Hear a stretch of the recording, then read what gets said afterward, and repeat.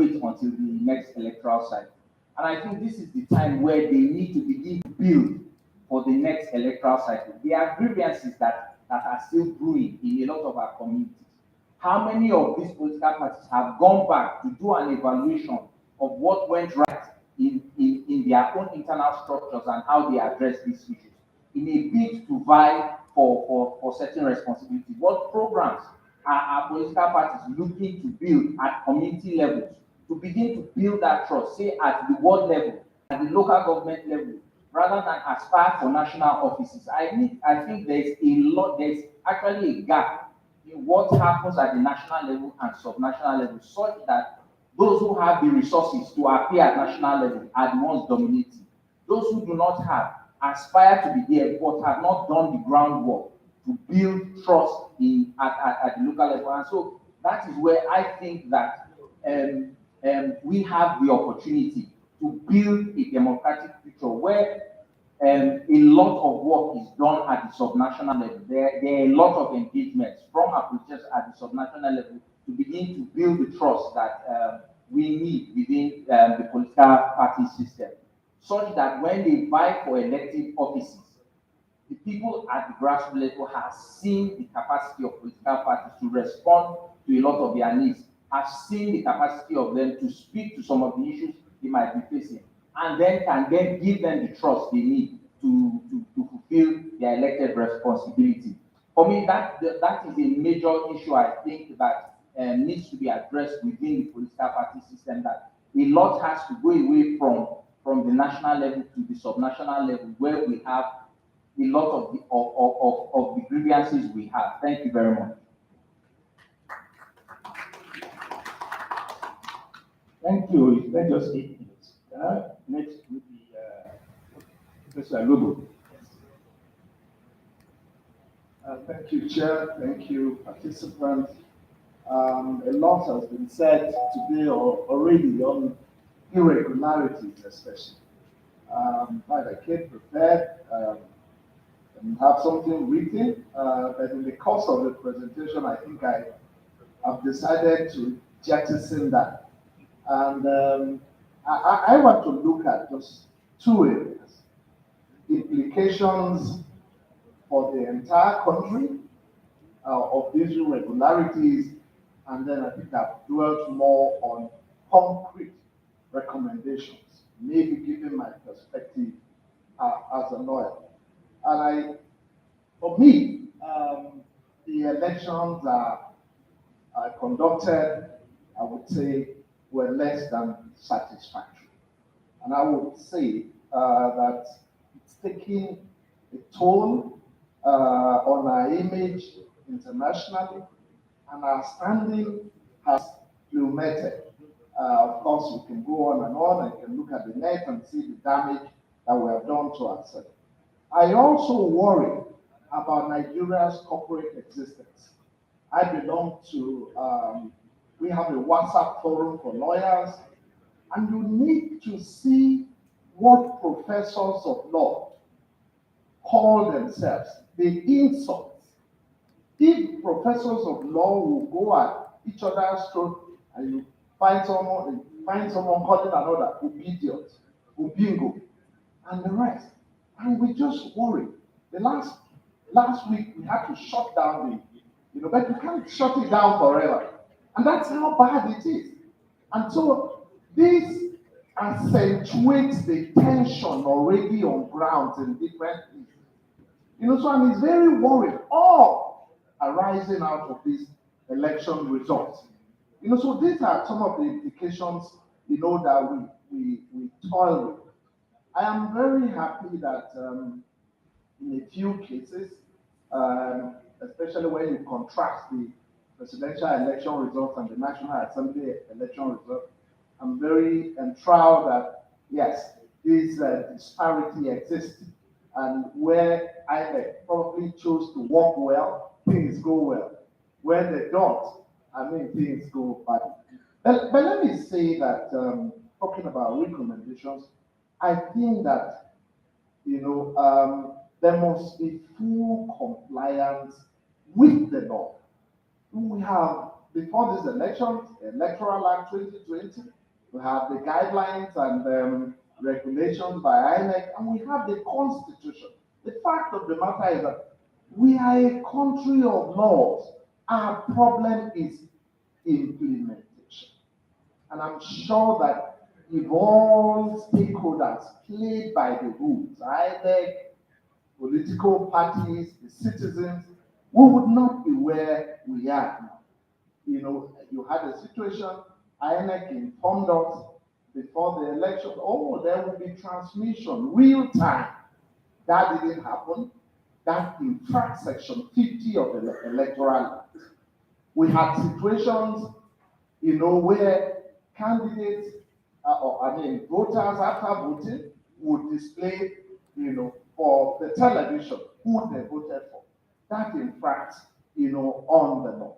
And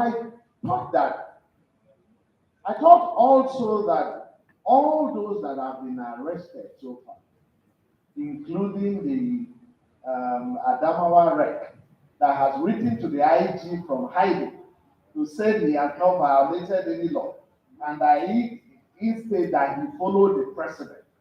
He didn't call, you know, the precedent he followed. I think that all those, we must not wait for the bill on Electoral Offences Commission bill to be signed to law.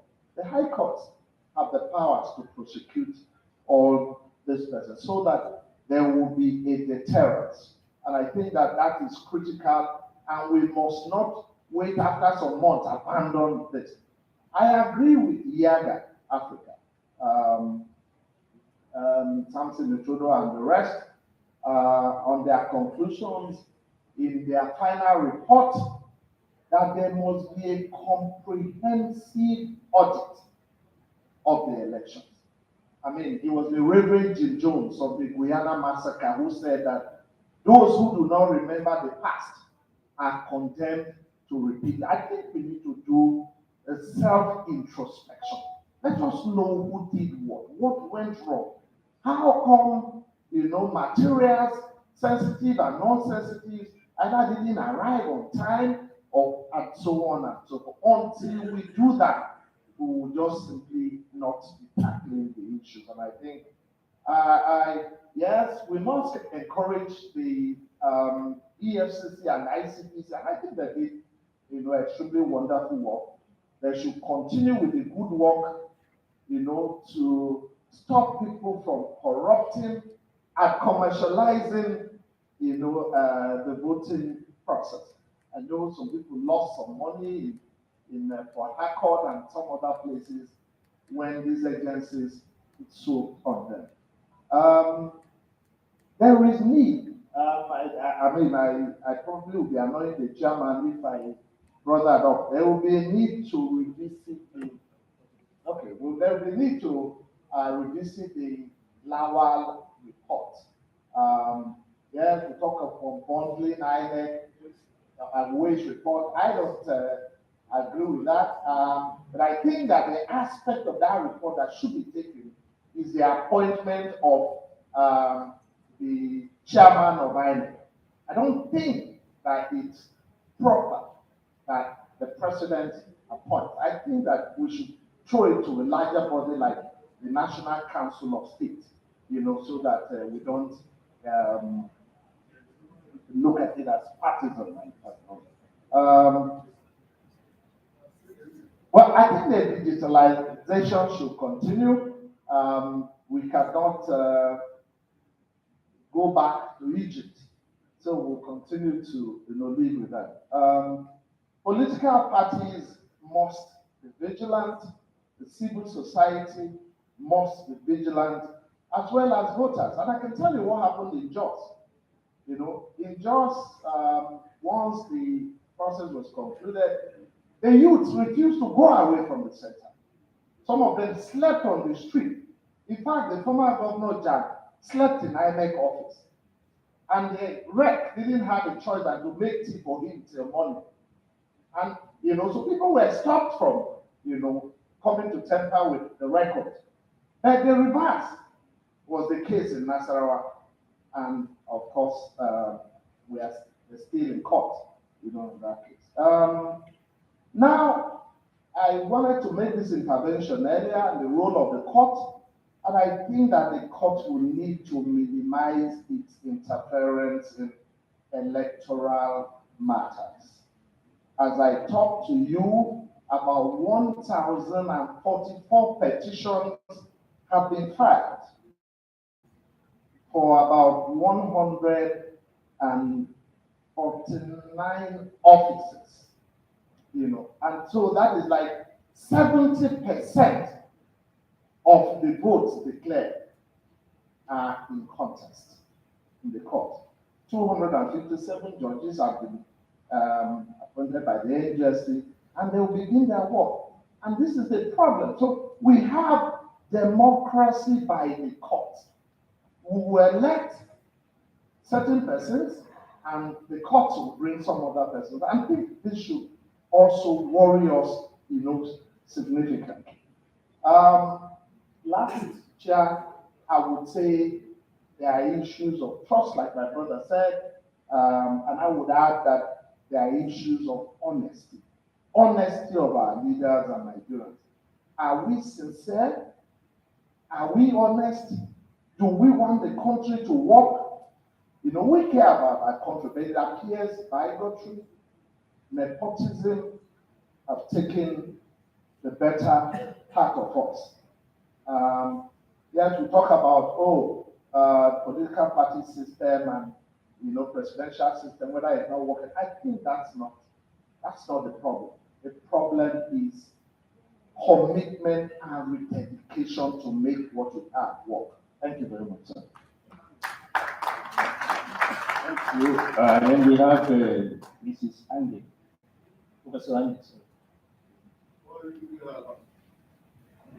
Thank you. Thank you, sir.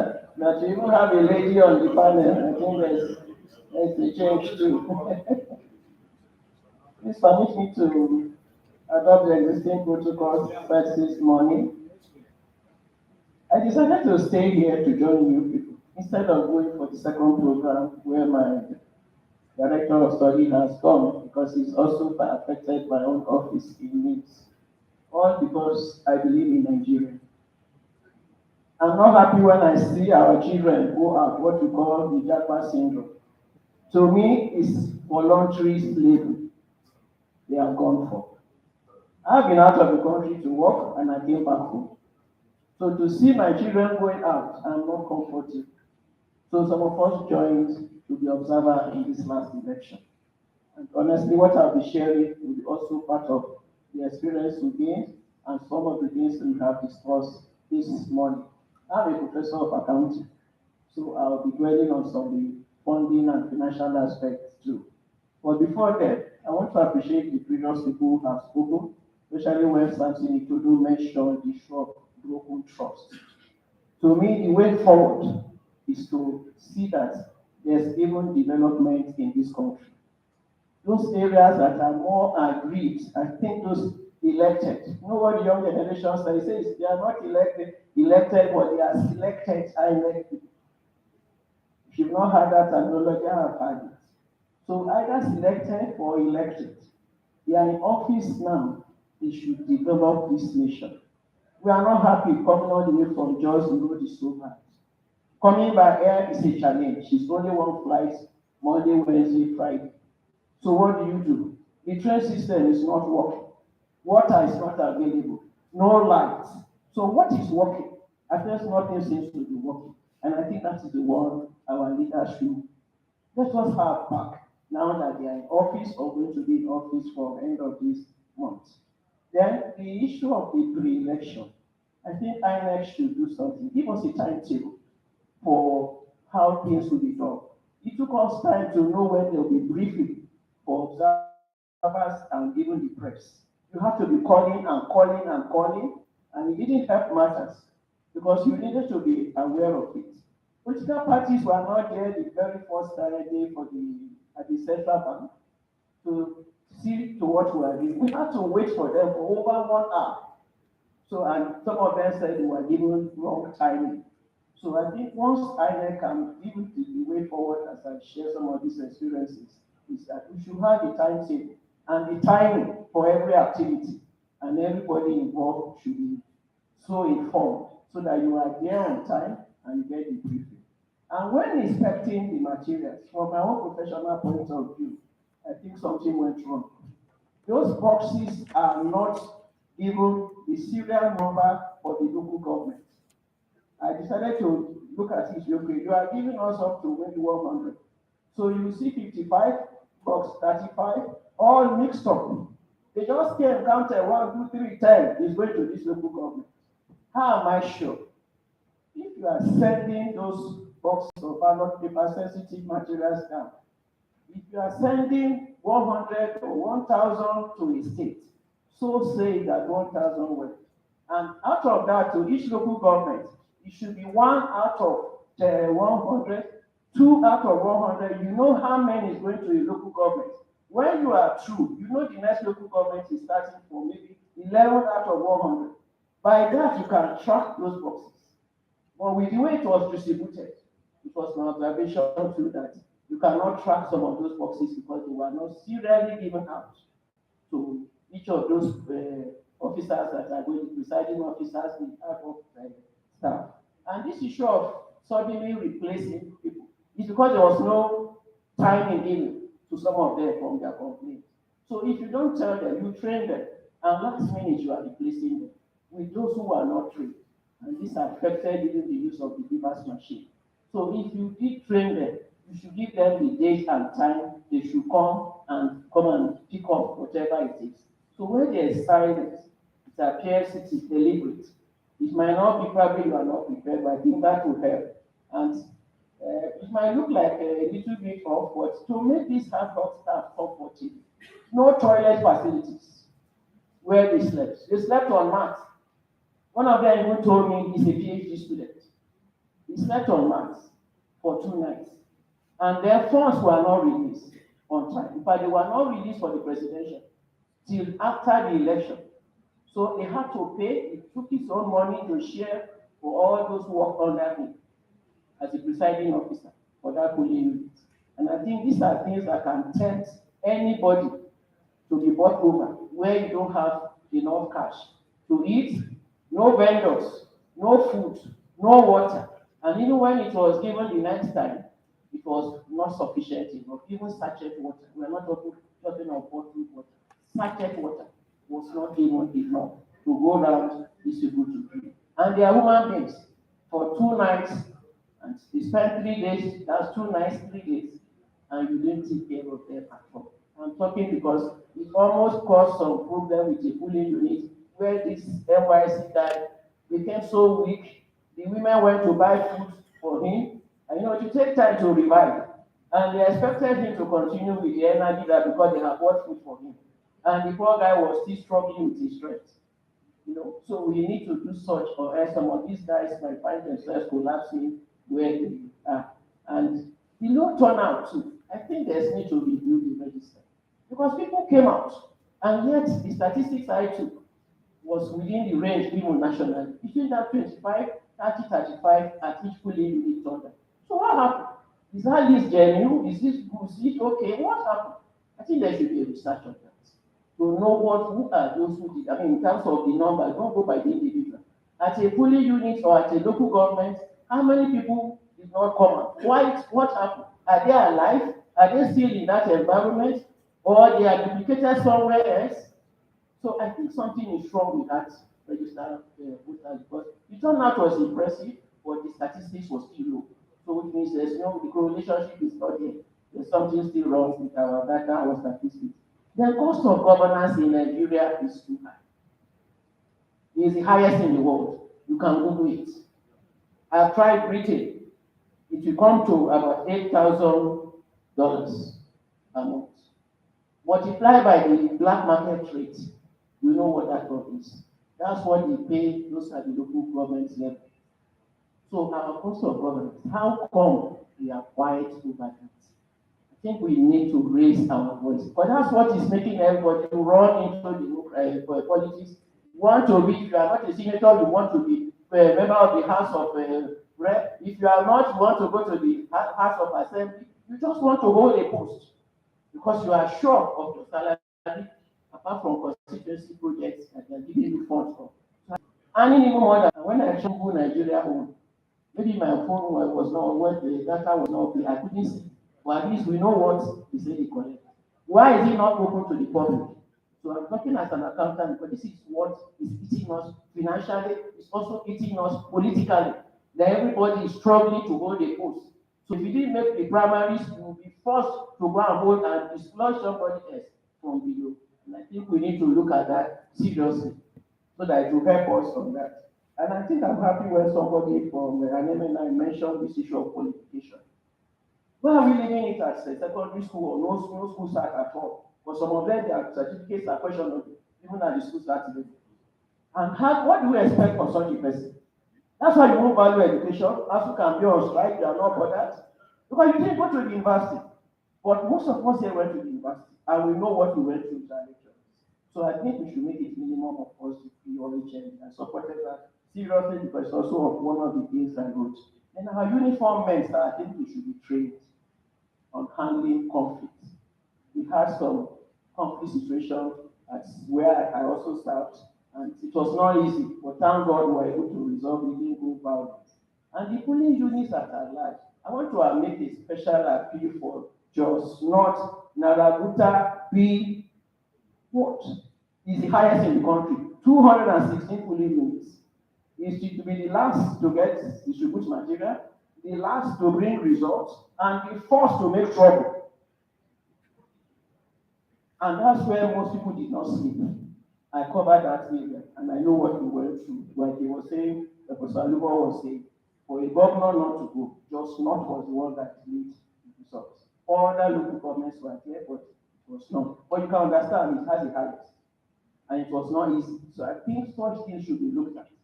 So I think in rounding up what I've just said is, and then maybe just one more, your givers.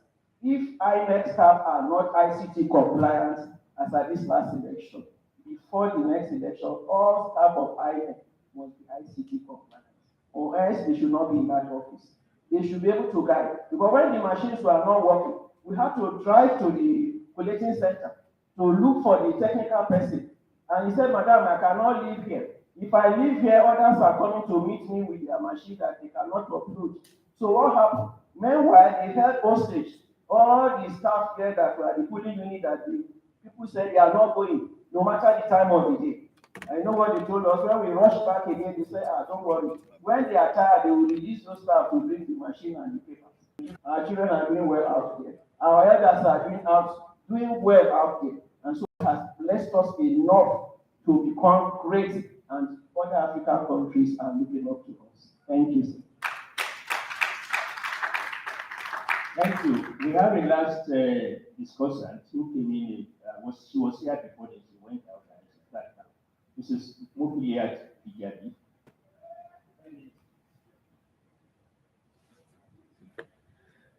Thank you very much. Good afternoon, ladies and gentlemen.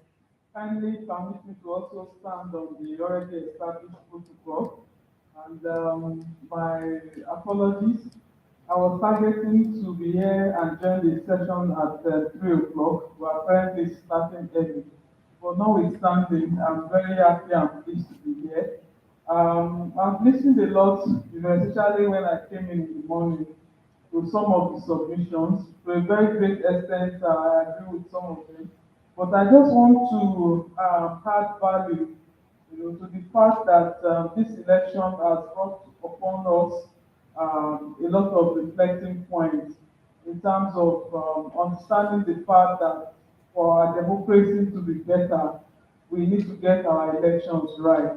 And we need to also understand the fact that when we talk about elections in Nigeria, it's not an end in itself. I see it as a means, towards getting what we want and getting the best out of it. For the Nigerian Women Trust Fund, we deployed observers under our gender and election watch through about 400 observers. At least we covered the state in each of the political zones. And at the beginning, it was good.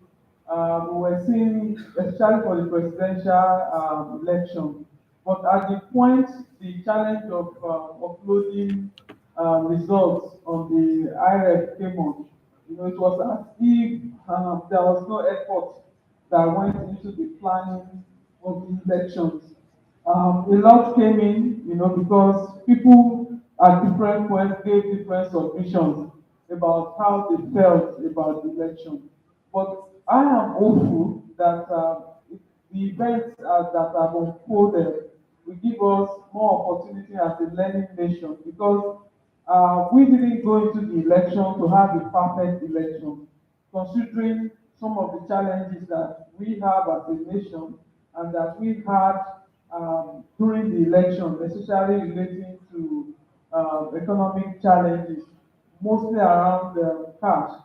So, in essence, the fact that technology did not fulfill a critical aspect of our election is not enough reason, to not look at the end that the election was supposed to have, which was having a country with a democracy that is truly reflective of the people's interest. And at the same time, we need to also henceforth, this is my own submissions after a lot of reflections on what transpired during the 2023 election. I think we forget that a critical part of those who actually deliver on election day are adult personnel who are from the Nigerian population, Nigeria as a country. And we've observed the elections, we've seen the kind of attitude that some of these adult staff display on election day. While we hold INEC responsible, for recruiting them, we also have an obligation, as Nigerians, to also get a process in place to hold these adult personnel accountable, for the responsibility they take to deliver elections on election day, whether it's general elections or offset elections. Because some of them, the kind of non-commitment, that they display in discharging the responsibilities that they signed on to, calls for questions. And it's time that we also begin, to hold them accountable and to also get them, to face the wrath of the law as the need arises. And some of the events that have unfolded has also kind of overshadowed some of the outcomes of the elections. From a gender perspective, we are very concerned about the percentage of women, that have, emerged as elected representatives. Looking at our National Assembly, less than 2% at the House of Rep, less than in fact, the states, even some states, did a little better, like in Kwara, Lagos, they did much better than what we have in the National Assembly, their state houses of assembly, with the quality, with the number of women that have emerged elected. We need to pay attention to this gender aspect, because if we continue to do the same thing over and over again and expect a different result, we may never get the result. There is need to deepen our democracy from an inclusive perspective, whereby some of those international instruments that Nigeria as a country has signed on to, can become something that is integral, as part of our growth and development in the country. For example, we talk about peace and security around elections. Nigeria is a signatory to the UN Resolution 1325, that speaks to the need to be inclusive in how we approach peace and security issues. It's not just when there are acts of terrorism or when there are challenges. Election is also a critical part of it. And until we begin to pay deeper attention to this, we may not get a different result. And to also let us be at alert in terms of the kind of democracy we have for the next 4 years, because women are almost like absent. We don't know what would happen with appointed positions, but we're claiming that we are giants of Africa, but our democracy is not inclusive. Even when we've been to the court, as at 6th of April 2022, that we have a court injunction mandating the government to implement its own national gender policy that stipulates minimum of 35% affirmative action. we're yet to see that, and we don't know what the incoming administration has. Maybe it's also going to be a challenge in terms of having the female gender represented. And as a nation, we cannot continue to deceive ourselves if we practice a democracy that is not inclusive. Some people say that power is not served a la carte, but we've seen that a lot of women actually did participated in this election, from a gender perspective, even though the percentage wasn't much. But challenging pose has created an unequal playing field. It's not that the men, we don't have big for sheep. We saw what happened at the National Assembly with the five gender bills. Men were also part of the sponsors, but still those bills did not pass last year, and this doesn't speak well for us as a nation. So to drive an inclusive process, we must be deliberate about our gender and elections effort. And to sum it up, I as a person, we haven't given up hope on the kind of democracy we practice, but the learning point is that we are still a nation that is yet to perfect our democracy, and we need to do better to get it right. We need to begin to hold ourselves accountable. And those areas where we have failed in the elections, we should not, push it aside by ensuring that there is a complete audit so that we don't go into 2027 that we've already started planning for without finding out what failed, what worked well, and then pushing forward as a country. Thank you very much.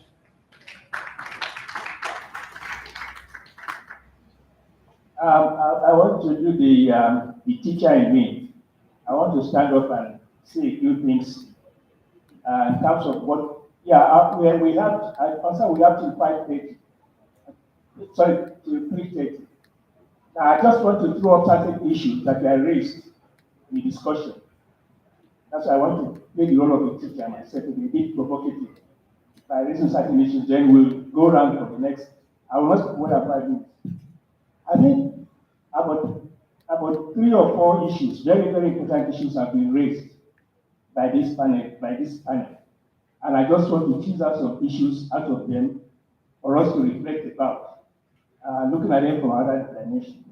One is the whole question of mutual trust.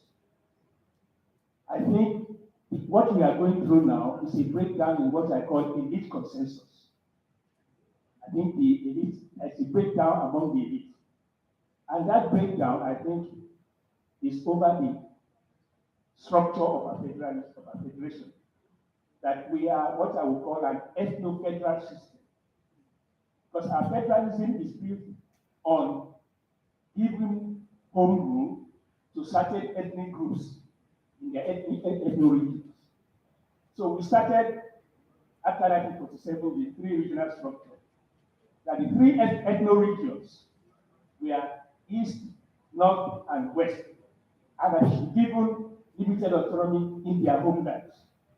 Of course, that is what satisfied the minorities. They now also wanted, but the 3 ethnic groups refused to grant the minority groups their own same logic of home to extend it. So from the beginning, there was mutual distrust and fear of domination between the major ethnic groups and between them on the one hand and the minority groups. I think we still have that problem also today. Now, by 1960, there was some kind of a consensus in the people that would accept that 3 regional structure, but with provisions that almost made it impossible to create new states after independence. We knew what happened in 1963 was unusual in terms of creating states, but no other states have been created by civil rights in this country. They've all been created by the military. Now, that consensus broke down. 2 reasons. One is the party system itself. Now, we try to remove that problem of ethno-regional political parties under the where we now say political parties for the national enough. Of course, that broke down because the national political parties we are more or less coalitions of ethnic groups nevertheless set up to mobilize ethnic votes. And that is where the whole question about zoning, despite what we have in the federal character process, is not really about that structure, but it's about, and this is where I want to come back to the party system, it's about the president, the power within the president, and the winner takes all system of electoral system. The president is very powerful, the governor is very powerful, and that is why the whole question has become fighting at the federal level. So it doesn't really matter at the state level, but it has become important at the federal level because of the presidential power, which everybody suffers from. Governors don't want to be challenging their own state, but they talk of zoning at national level. So that is, I think we need to think about that. In terms of going forward, it is not simply reviewing our electoral system. It is about the very character of our electoral system itself. Whether you want to have an ethno-federal system or a system based on geographical division of the country. In the US, it is not ethno-federal, it is geographically based. In India, it is ethno-federal. But in India, they don't have a presidential system. And the governors don't have as many powers as our own governors have here. The second thing is about the party system, that in India, they allow ethnic parties to exist. They allow regional parties. If you want to contest elections only in your state, then there's nothing about becoming a national party. So regional parties are allowed, ethnic parties are allowed, and if you want to move from one region level to the other, you have to cross a certain threshold. So when we need to look at it, it's therefore that can we in fact go back, like people like Bolade Thomas and some others in the 40s, let us have regional parties. And they can now, in terms of power at the center, if they are not contesting elections at the central level, then you have no cause to talk about it. The second point I want to make is about what has been said, and which I said earlier on. We need to emphasize citizenship duty. We are Nigerians, yes, but we must concern ourselves with how we are governed. Chapter 2, plus I think section 13, talks of public authority derives from the people, and they are holding it in trust for us. But most of us don't care about politics. Most of us don't care about politics. You know, and the Republican spirit talks of an eternal vigilance is the price of freedom. That's why I said we must scrutinize. It's not just sitting down here today and talking about, the problem of this. And then after this, we went to 2027 and we repeat the same problem that we are talking about today as we are doing what we said in 2019, what we said in 2011, what we said in 2015. And we keep saying, and we let go. And we leave the thing to the politicians to control, and they do it. So eternal vigilance is important. And that is why I have problems with CSOs. The CSOs are no more than they sit in city centers, Abuja, Lagos, and where they can go meet with parliamentarians, meet with government officials, they hobnob and so on and so forth. They do not go to the places where the human beings live to go and conscientize them. And that is what they do in India. And then we ourselves, professionals, the need, somebody will say that Peter, what role has NIF been playing in confronting the problem that we have in this country? People want to come here, just want to have the title MNR, and they can then go to the politicians and look for public appointments. They are not concerned about what government is doing and taking them to task. And we can, so I think it's, I mean, you said like an accountant or an auditor. There's nobody who can steal money in this country. This professional ethics is retained by accountants, auditors, by political scientists, by lawyers. So we sit back. A lawyer is very same night that the lady that said he won the election and gave a speech. The following morning, a lawyer went to court to go and prevent INEC from doing this. In other countries, that lawyer will be disbarred. President Nixon of the US, he was disbarred because he broke professional ethics over the Lewinsky affair. So what I am saying is that professionals, we have a role to play. So let us start.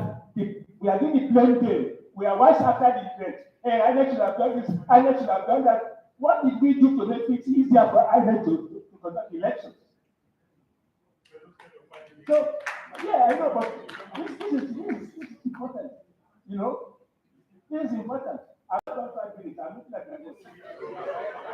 Don't abuse my time. You know, because I think this is important that I'm saying it. I'm using my the discussion I have as the chair. Now, the last point I want to make is about INEC and the elections. See, the problem we are talking about when we refer to waste report is not just unbundling of INEC.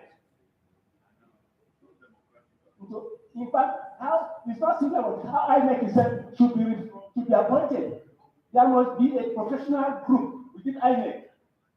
The commissioner set policy, but there is a directorate of professionals who now conduct and organize elections. That was one of the things that the West was talking about, which I think is very important.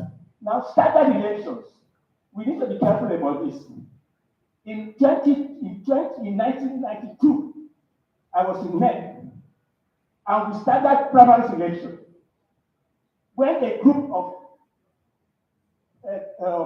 candidates saw they were losing in one state or in one region, they started katakata, and that was like priorities were announced.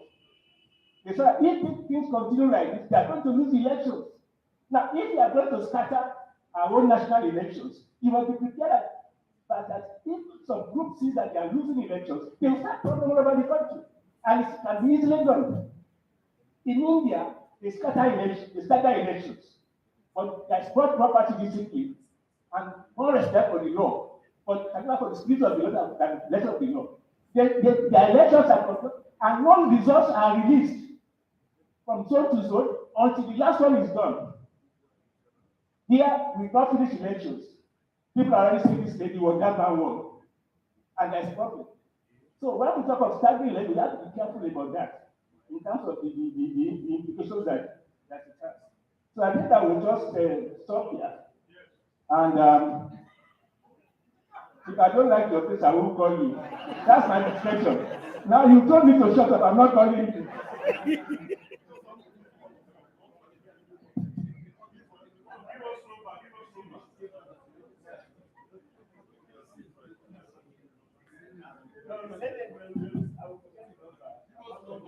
Good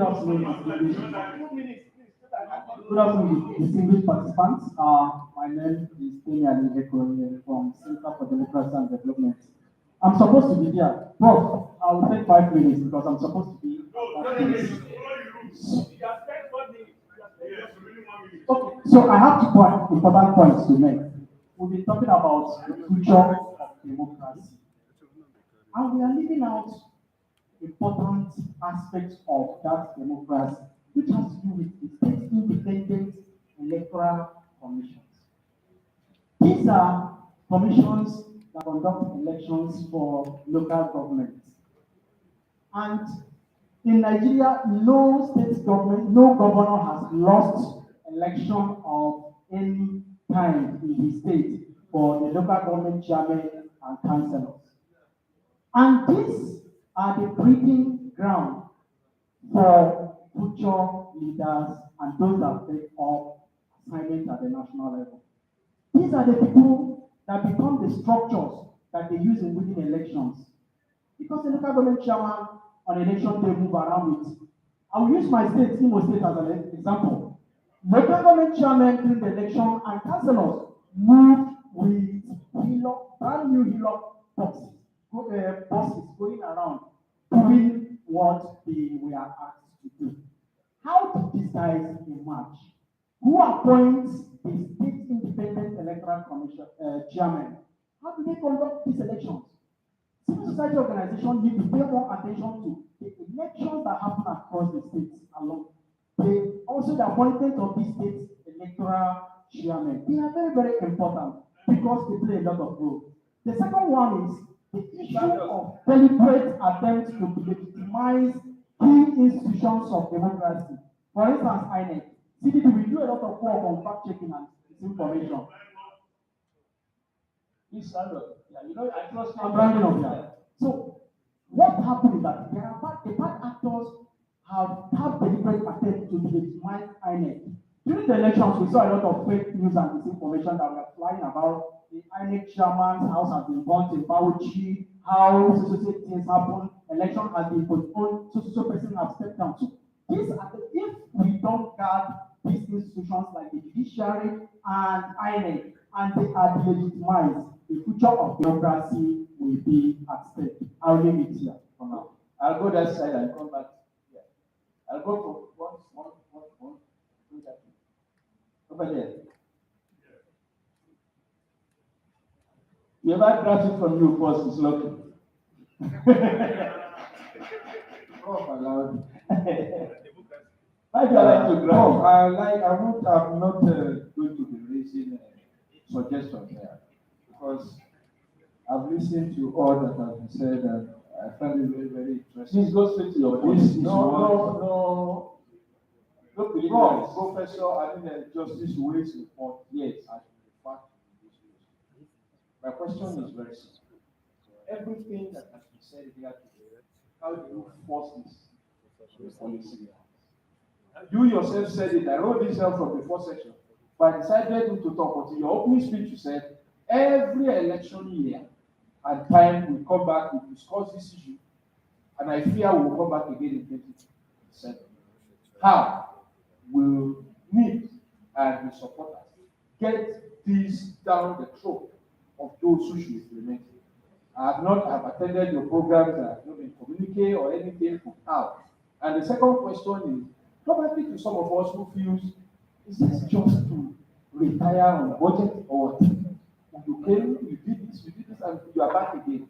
Can you please put any of your modules or the courses you do at NIPS as a section in a meeting like this with political leaders? To me, it will be much more enriching than come here, discuss this, and go, and nothing is done. Thank you.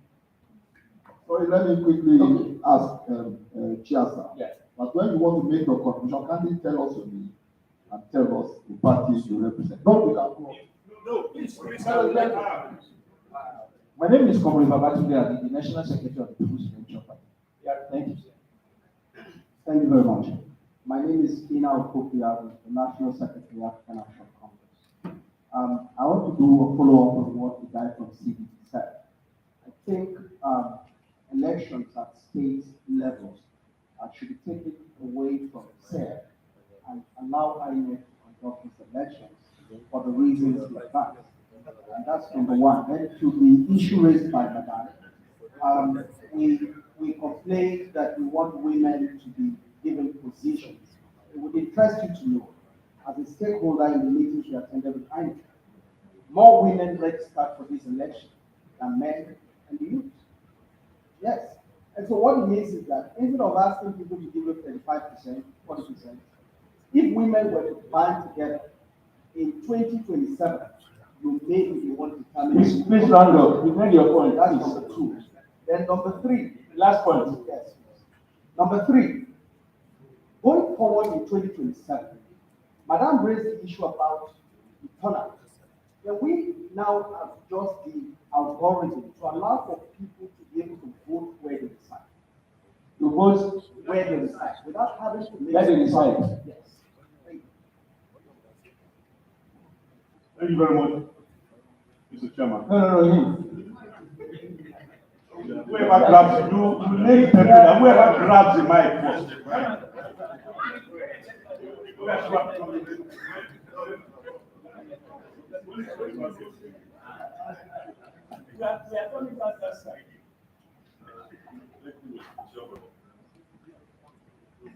Thank you, Mr. Chairman. I just have to, I'm happy that we are here. I mentioned a lot of points. And there are some, my name is Dr. Chief Achusi, representing the National Chairman of All Progressive Alliance Africa, Chief Dr. Okoh. A number of things I want us to, we have said a lot of things here that there are certain issues I want us to understand. One of the reasons why things are not working the way it's supposed to work is that not taking responsibility. When somebody has failed in an issue, he must accept responsibility. They are fair so that we can move forward. And when somebody you have done something wrong and you know what you did is wrong, and you are defending it, where do you want us to go? That is one. Secondly, lack of value. We don't attach value to ourselves. We don't have value. And that's why you can see somebody behave anyhow and he still says it's a foolish. What kind of nonsense is the foolish? Not having value for yourself. There are certain things you will do, and somebody will look at you next time he sees you say this man. And we don't know what happened. It goes down to our generation. Because even the way you have gone, and somebody says, whose son are you? Say son of this man. The people will think about your past. Who is there? That will affect your life. If we want actually to move forward, we must be able to have value, attach value to ourselves, so that things can move. Actually, Lack of commitment. Commitment. This will actually help us. It seems like we're talking about this. If somebody is not well trained, nobody does anything very well where he does not have passion. You must have passion for whatever you want to do. including stealing. Yeah? Including stealing. No. Now, sir, if I want to talk about it, that's why when we talk about the other one, whatever, and that just because he has the intention, he has passion to do that. Nobody can push you to do what you don't want to do. That's what you get to do. Forget about it. I keep telling people, when I take the scripture and I look at some of the things the king for, Saul did something, and when the king said, the people asked me, the people push me. Don't you know the mandate? Don't you know what you're asked to do? So most of the time, you find out the passion of what that person has to do. That's why. All right, thank you. Next question. Next set of questions. No, let me just. Give me the baton. Thank you very much, Prof. I'm Comrade Ekiola Olawale Martins. I'm the National Public Secretary of the Young Progressive Party. How old are you? So I'm just 46 years. You are not young now. You're very young. And also the IPAC National Organizing Secretary. I just want to go back to what Professor Bolade said, who is the CTA to the chairman of INEC. I think, because I see you took the word out of my mouth, because where you were giving the talent that you which there was going to be a reverse role, I think it is high time we end this culture of mediocrity and irresponsibility.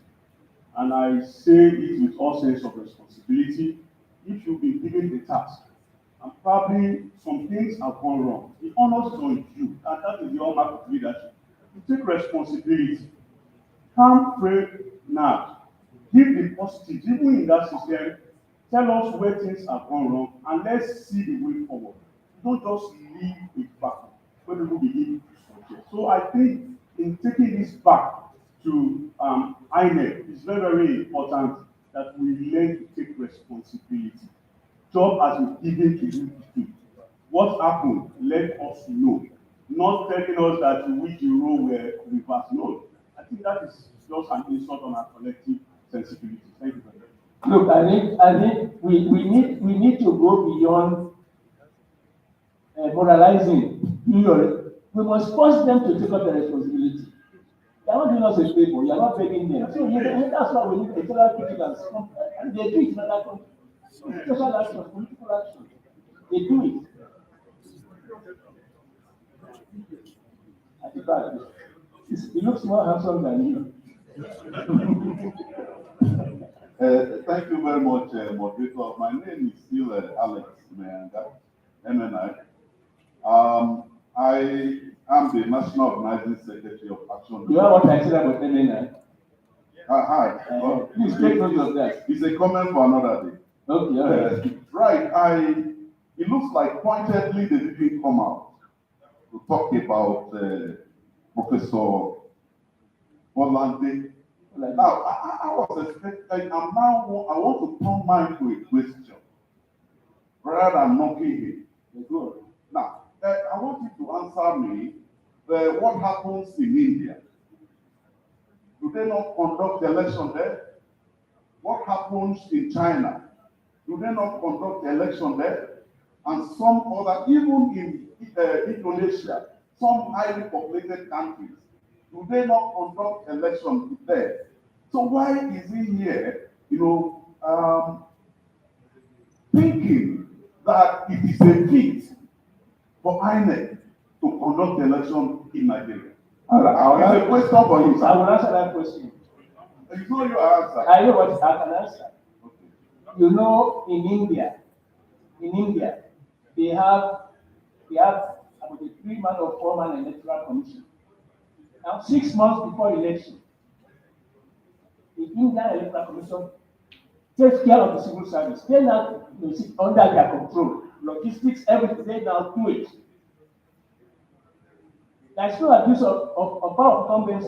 6 months before elections, the civil service is under control of the Electoral Commission of India. And they do all the deployment of logistics. Very cool, this and that, and this and that. They do it. I mean, I don't want to argue that, but like,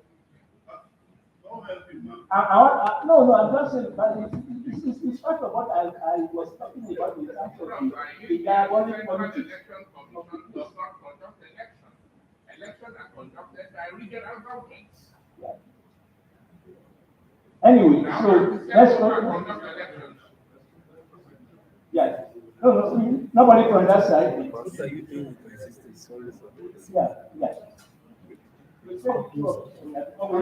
stop at 3:30. Thank you. Moderator. Did I put it in your hand? My name is Alex Brady. Please don't divide the house. I'm from GAT Initiative for Human Empowerment and Development of Society. So, you all know that our problem in this country is some pragmatism and hypocrisy. And the truth is that there's no need for sober reflection. And that's what we seem to be doing as a nation. Not coming into the four wall of our auditorium like this, discuss things that at the end of the day, we'll put them into practice. That's been the system. The truth is that our team is political parties, 2023 elections, and the future of democracy in Nigeria. Elections have come and gone. Even while other parties have gone to court to seek redress, it's all just because of our collapse system. They might not get exactly what they want it.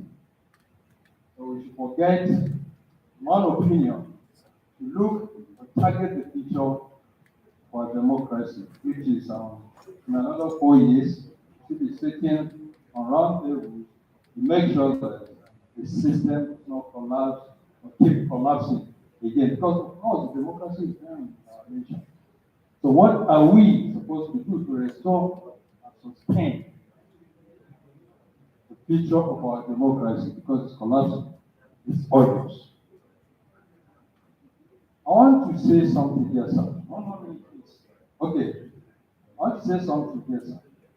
Very reference to the Adama saga. The man is missing. INEC said they don't know where he is. He said he is available. Till this moment that we are talking, the man has not been brought to book. What is going on in this system is that the government of the day feels they have the right to do and undo. And that's really what's going on in this country. There's nothing you and I can do about it, despite coming to sit on this auditorium to speak. I'll give you an instance in my state, Kaduna State, even though I'm from Gombe. Kaduna is my state where I work in Gombe. That's what I'm saying. The 3 senatorial zones were won by PDP. We have 6 representatives in the House of Reps. 10 were won by PDP. 2 were won by Labour. Then 4 were won by APC. And when it came to the gubernatorial election of that same state, APC won. Was it not the same electorate that went to vote in the presidential election and National Assembly election? That is same. No, look at how the system is collapsing. And I can assure you, the governor-elect, the governor-elect in APC will be sworn in. Mark my words. Okay. The court will rest, there's nothing will be done about it. You'll be there for 4 years. It's happening in Imo State. So what is the point now? The point I'm trying to make is that we don't come to sit on an auditorium like this to discuss things that we will not implement. Let's devise a means of discussing viable. What do you suggest? Sir, I would suggest that each time we come like this, we should take the bull by its horns, irrespective of the insecurity in our country. Let's open up. We all know the truth. We have so many professors here. We are all learned people here. We know the truth. We know what we should do. But we are not doing them because of fear of the uncertainty, fear of the unknown. And that is exactly the point I'm trying to make here. Unless we come to terms and address such issues holistically the way it should be, then honestly, our coming to see like this to discuss issues would not have a headway. Thank you, sir. Yeah. Thank you. Thank you, Mr. Chairman. That'll be the last question. Are you your hand up? Professor Kukah. The problem I have is this. It appears that the political parties are not actually interested in promoting and consolidating democracy in Nigeria. And that's where our problem is. Because within the party itself, they are not promoting democracy. And outside the party, they are not promoting democracy. And that's the problem. Then the next problem is INEC. The transparency aspect of INEC is still shaky. For instance, this particular election, it went well, but the aspect that really destroyed the whole thing was this beavers. Transmission of beavers. Why would it happen when you handle more than 300 and 400 elections on the same election platform? And then when it is only one person for presidency, the beavers fail. That is what created all these problems of uncertainty that people see with this INEC, with this result. If beavers had worked well, I don't think anybody would be questioning INEC or anybody. So that issue of transparency is still working against our democracy. Thank you. Yeah. You and the last question. In Atta and you. Last. Abu Muhammad. He is a disciple of Aminu Kano. Abu, yes sir. Abu, I say you're a disciple of Aminu Kano, which you know you.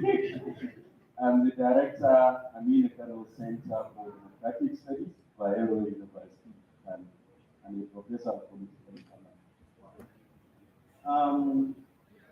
I just want to correct an impression, which was actually made by one of the speakers, that we can create public trust by ensuring that political parties organize their structures at work, states, and federal levels. Building any political trust goes beyond party structures. It is indeed the function of governance, as Madam Accountant has rightly pointed out. It is a function of governance in the sense that so far we have seen a situation whereby the political party can serve for 8 years without any empowerment or provision of what in African parlance or Nigeria's parlance we call dividend of democracy. And then within the political party, there is a serious gap between members of political parties and political caucus of their parties. So much so that today we have a serious problem of internal democracy. People move around from one political party to another. And if you want to consolidate democracy, you have to ensure that political parties are well institutionalized. Institutionalization here has to do with the way and manner in which they conduct themselves and allow members to participate freely in the electoral process of their parties. Right from the beginning, we all know that the 2023 general elections created a serious problem. This problem, 1 minute more. The problem today is that we have seen people who did not participate in the internal electoral process by their parties, and the same political parties presented their names to INEC and are now finding themselves as returned public officers. So there is the need to understand the context, not within the prism of party structure, to go beyond that and look at other factors. And then lastly, Engineer Yabagi made a very critical point in the morning, which many of us overlooked, and we need not to overlook it.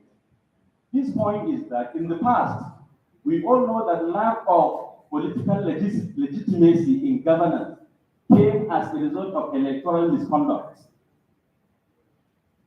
perpetrated by political parties, or in some cases the ruling party. But today, we are facing a much more critical question that will actually torpedo the new government. And that has to do with the failure of direct transmission of results by INEC. Whatever reasons that we can give, we all know that it happened, and this in itself will cast a serious doubt against the government that is going to be sworn in this month. So we need to be very careful and understand that whatever you actually provide as laws for the electoral system, you have to commit yourself to it. And it is based on this that I'm saying that we need to interrogate what really led to the failure of INEC to transmit results directly to the general public. Thank you. That's all. 2 minutes, please.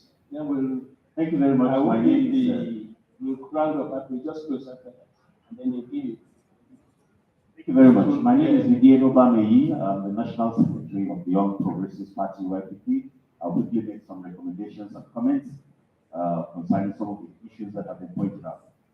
One, I will recommend that INEC should not limit its functions to just voter education, but INEC should now look at how it will extend its tentacles to the huge workforce that is called ad hoc staff, adult staff.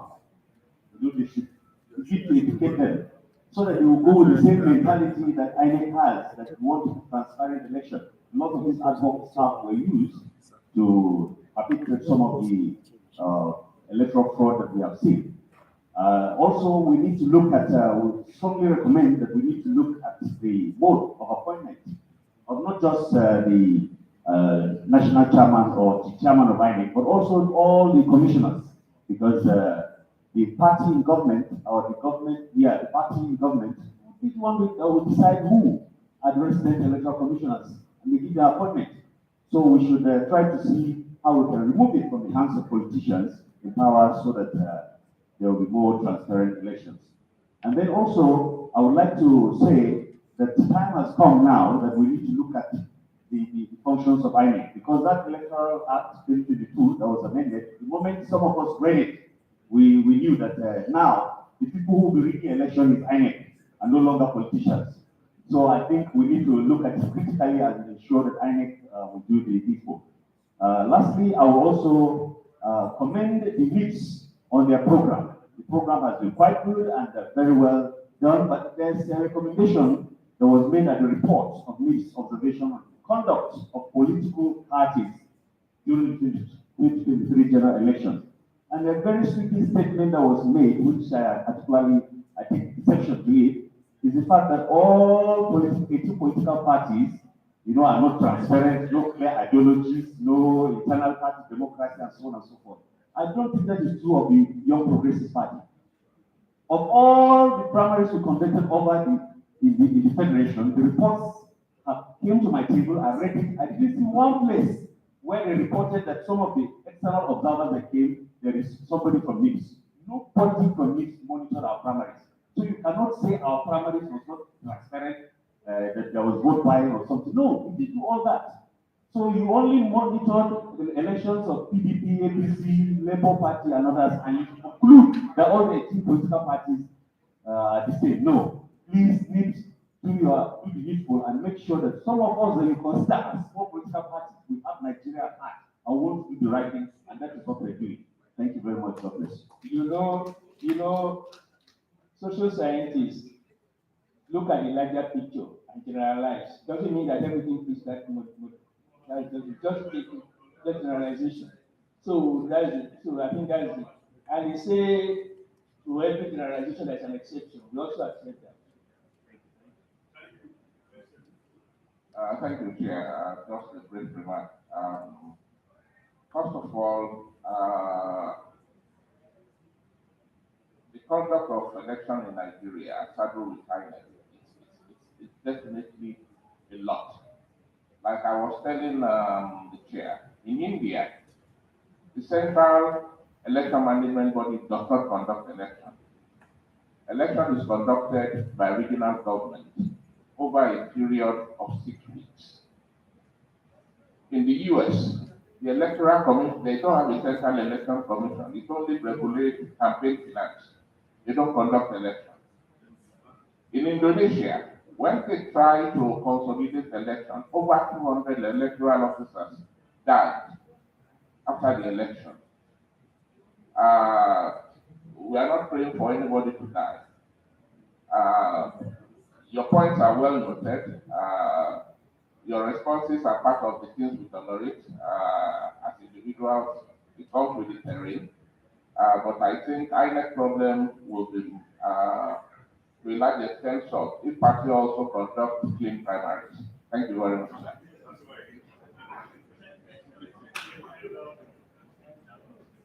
Well, for me, I think we still have an opportunity to get things right, and I leave us with the following questions. I would do respect to my teachers and professors here. Must INEC chairman be a professor? Must INEC chairman be a man? Can we try women? Can we try people that are not professors? Can we try people that are not lecturers in the university? Can we try something else? I think when you try certain things for a period of time, you need to be bold enough to go the other way around and see what you're doing if you can try it another way around. The fact that we've not tried that does not mean that if you do it, we'll not get it right. And I apologize to my teacher once more that I'm not indicting or asking so much questions, but I just think we need to attend certain things. Thank you.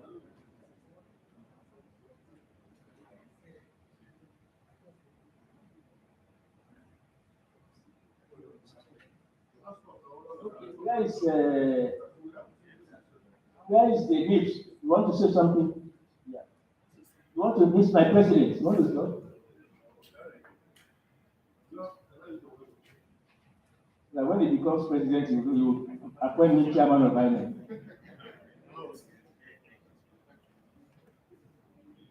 Thank you very much for the opportunity. See, this question of round what I make it or what I make it is really to look like police. Police will borrow, say, police will do that. But a little drama happens to the police. Like, if you say every election set, you employ ad hoc staff, why don't we expand this? And now, my brother here is saying, it's not for them. First, the system we are operating is a foreign system. Having operated the parliamentary system, we borrowed the American system. If we want to go, let's do it the way that they are. And then those that they were donors that brought money for this election. There were donors.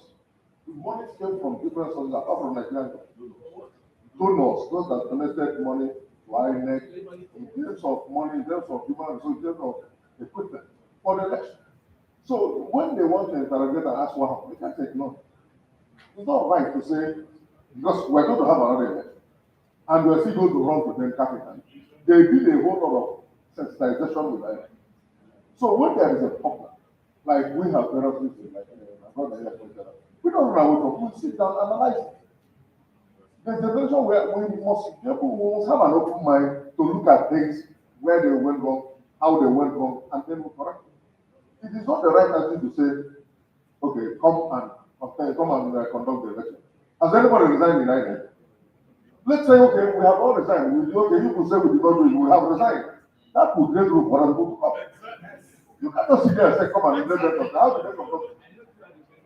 No, it's not possible. So we need to have a change of attitude. People in INEC, they have a mindset that must change if we're going to get it right. You can't keep doing something because it is you that is doing it. For goodness sake, how many people does it take to conduct an election? The monies that were spent in this election to have funded it. We need to expand the space, get more people involved in what we're doing. You cannot have one person doing the job of 6 people. You cannot go. And we keep saying it every day. In Nigeria, even if we don't have anything, we have human resources. There are human beings that can do this. Granted, Madam just talked about a professor, a Ph.D. holder, or master's degree, that was sleeping on the floor because he needed to do something.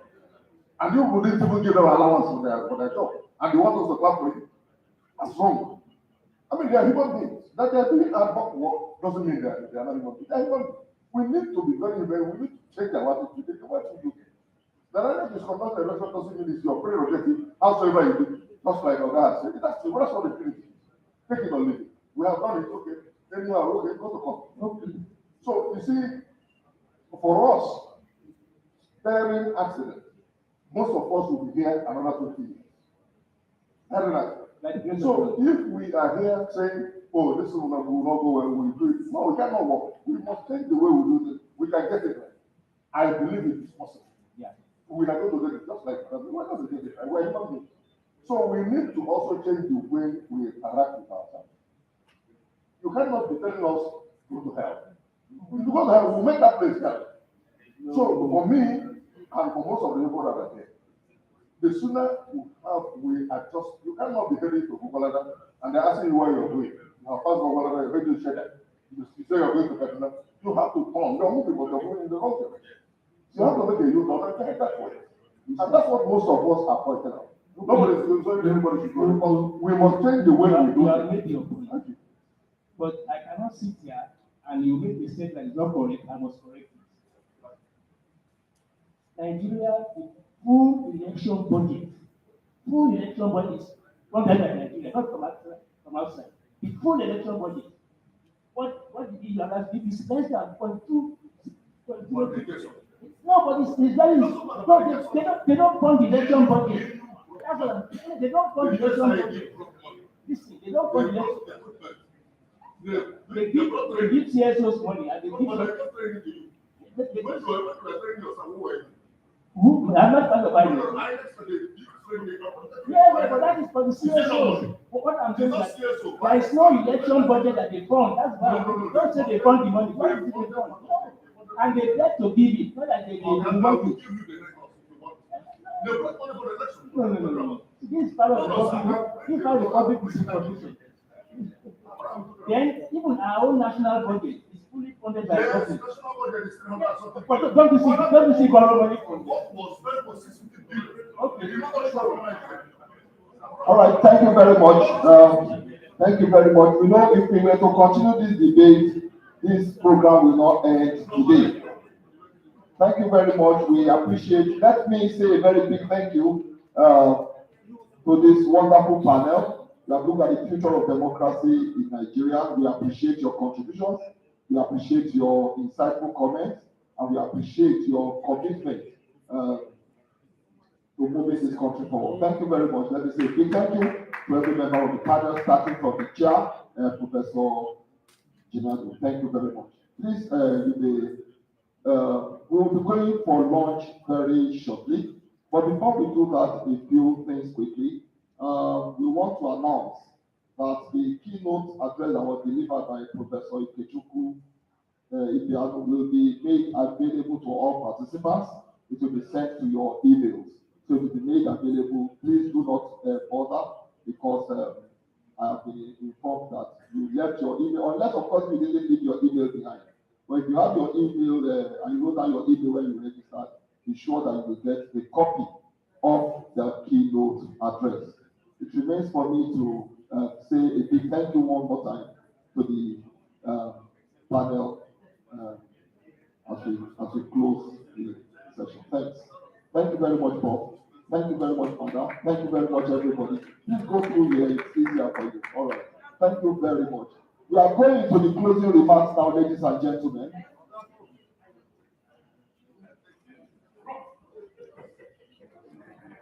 We are taking the closing remarks now, ladies and gentlemen.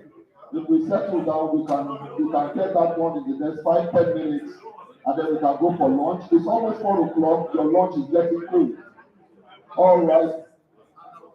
Let me invite Engineer Yabadi Sani, the National Chair of IPAC, for his concluding remarks. I also want to invite to the podium the Director General of the National Institute, represented by Professor Yonafwa.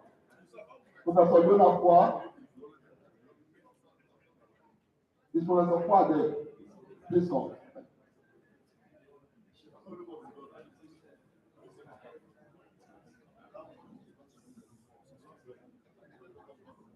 Distinguished party leaders here present, the organizers of this very important engagement, gentlemen of the press, ladies and gentlemen, I'd like to use this opportunity to thank you very much for this very, very educative and important exercise. We have learned a lot. It has brought before the need for all of us, I'm talking about key stakeholders, beginning with us, the political parties, agencies like NIPS and other development partners, to address the fundamental issues and the need for INEC to come out clean on the issues of how we move forward. Because, like somebody mentioned here, the issue of rigging in elections today have been taken away from politicians. Because collation is done by INEC, transmission is done by INEC, declaration of results is done by INEC. Politicians used to have rigging at the level of voting when we encourage people to go to do multiple voting. That has been addressed effectively by beavers. So there's no room again for any politician to manipulate the process. The truth of the matter is that INEC has to now address the issue of rigging that is now left to only INEC. Politicians don't transmit, politicians don't collect, politicians don't declare results. So this is the critical issue that we must all interrogate and come out clean, as we did with the case of multiple voting. That's what I think has been underscored here, importantly. I think if there's any other thing, is the fact that why we are so passionate is that when democracy fails, it is the politicians, the political parties, that normally are the first casualties. But the biggest losers are Nigerians themselves, that is the electorate, the citizens of this country. And that is why, as political parties, we are always concerned when we see that democracy is being shortchanged. And that's why you hear party leaders here are so, I won't say angry, but they have critical remarks about INEC because of what happened. I would like us to have a session like this where political parties, IPAC, with INEC, will come together and have a frank discussion on how democracy in Nigeria can prevail. Because the way we are going, all of us know, believe you me, is first doom for the future of democracy. We must interrogate this process and come out with fundamental changes, which all of us know we discuss it here. So, ladies and gentlemen, I want to thank you once again for sparing your time to be here. Let me most especially thank these for finding it, important to organize this very important workshop or seminar or conference, as it's called. So thank you. We appreciate you. Thank you.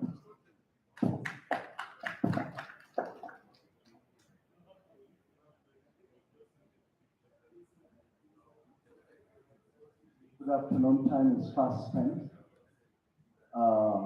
On behalf of the Director General of the National Institute, Professor Ayo, and the coordinator of this program in the person of Professor Pamshia, I would like to appreciate every one of you with dared our minds, with asked questions, with answered questions.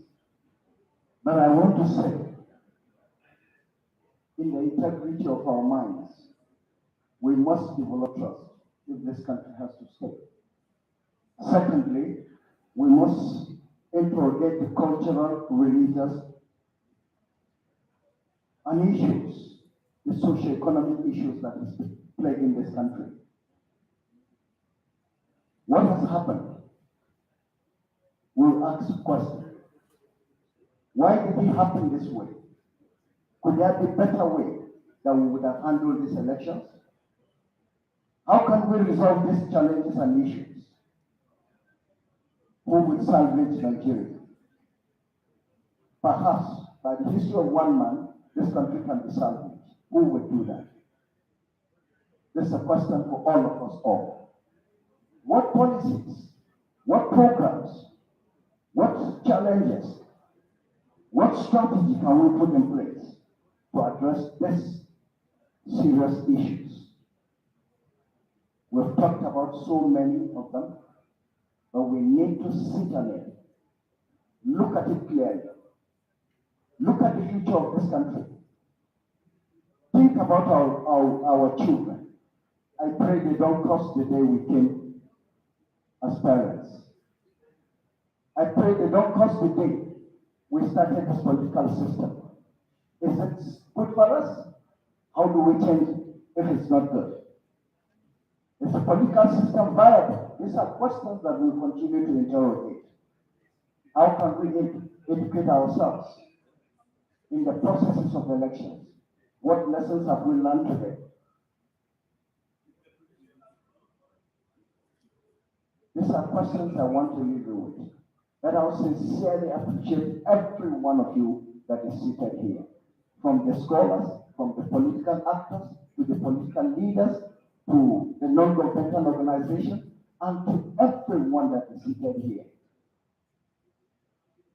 We've come a long way, 62 years.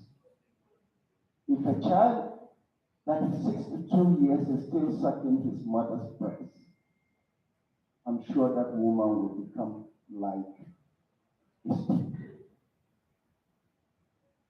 God has helped us. What has killed several countries has not killed us. How did we survive it? I said it in one lecture sometimes. I said God is our shepherd. Why? Because our laws have not changed. Our constitution is not changed. The people have not changed. The resources we have in this country is not changed. It's the same Nigeria that we have, and the same people, viable and very productive people. But what has gone wrong with us?